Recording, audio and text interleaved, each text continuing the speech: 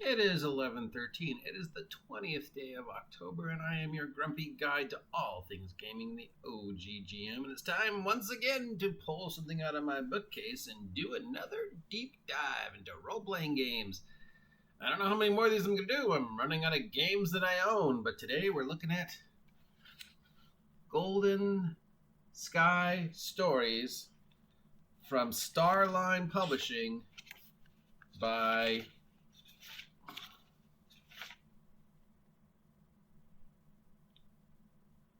Ryo Kamiya and Tsugi Hanpo.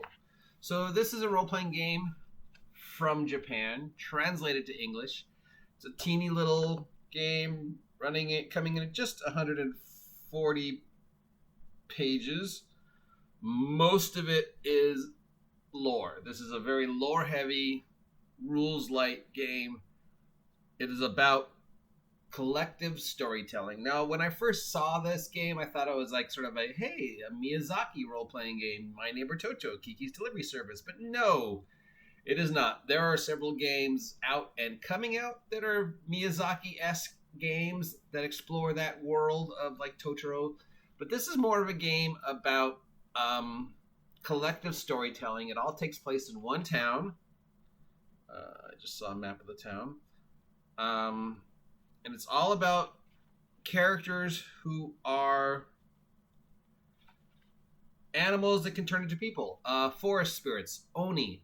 To understand Oni, most of us think of Oni as ogres or demons, but Oni are, in Japanese culture, just sort of like spirits, minor gods. Some of them are bad, some of them are good, some of them are just in between. In this game, you take on the role of a animal that can turn into a person. Oh, here's the town. A nature spirit, a god. There are dog spirits, cat spirits, raccoon spirits, raccoon dog spirits, bird spirits, rabbit spirits, and you watch over this town. And you watch over the individuals in this town, mostly the children in the town, and you all tell a collective story. There's no combat. There's no magic items. Everything is about protecting the town and doing little things and telling the story. And if the story is successful, you win the game. You succeed in this scenario. And if the story isn't successful, then you don't win the scenario. But it's not like D&D where you go in the dungeon and kill the monsters and take its treasure. This is all just about watching over this town, taking part in the lives of the people in this town, bad and good, making sure there's,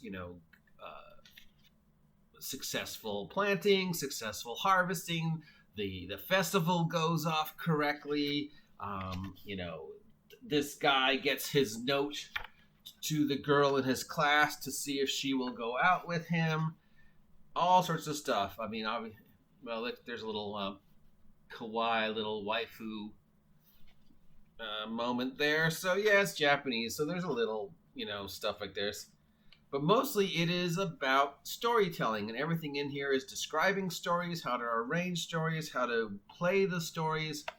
So yeah, it's not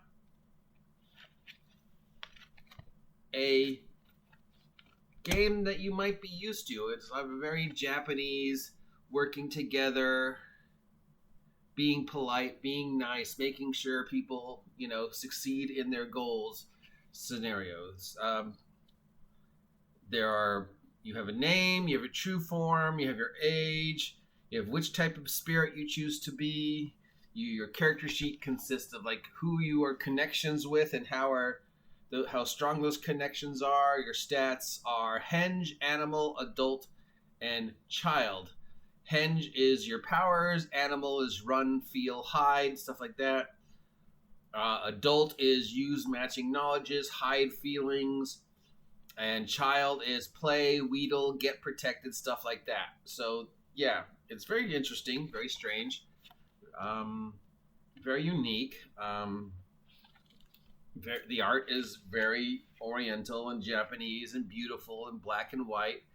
And it's all about, like here's one little sad scene your character might have to deal with, like, oh no, a deer has died, and your character has to watch over till its spirit can pass, and you have to explain to the child that loved that deer, and so it's definitely different. And there's tons of examples in here of stories, and it almost reads like a book.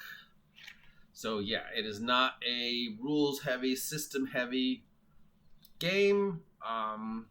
It is very much a lore game. It's very much a book about how to run this type of adventure, an adventure where it all takes place in one town. Everybody knows each other, how their lives interact, and how you play these animal spirits, these little gods, whose job it is, support me, Coke, to watch over the town. So that's our first look at Goldenskystories. We will take another look at it a little deeper, what system it uses, what engine, what dice. But I just wanted to take a brief look at it, show you guys this interesting little world where you play animal spirits and you tell a story together, and it goes against everything that, that whole competitive combat, dick jokes, F-bombs, D&D mentality. And instead just sort of says, here's a game about childlike wonder and playing these little childlike spirits, and stuff like that, and how they get along and what they do. And of course, with that little waifu picture, I don't know how childlike it is, but yeah. So there we go. Oh, there it is again. Yeah, I don't know. Childlike. That is, but yeah, well, it's Japan, so what can you do? Their fascination with lollies and waifus and stuff like that. But whatever. We will take another look at this as soon as I have a chance to read through it. This has been sitting on my shelf, but I haven't had a chance to get to it till just now because life. I am your grumpy guide to all things gaming, and if you appreciate this content and want to see more, please comment down below. If you have a game you'd like me to take a look at, either your own personal game or a game in the market, please let me know. If you have a game, send me a copy. Hardback copies like this obviously are appreciated since I can't print things out. And obviously, since I have no income, I can't keep buying new games. So, I don't know, maybe consider supporting me. Anyways, we will get back to Goldenskystories. This looks like a perfect game for kids, especially younger kids, who still have that idea that, animals are people. And, if I talk to the bunny is actually understanding what I'm saying. And there's this spirit inside the bunny that wants to help me. So, yeah, check it out. And we will explore it further later. Happy Halloween.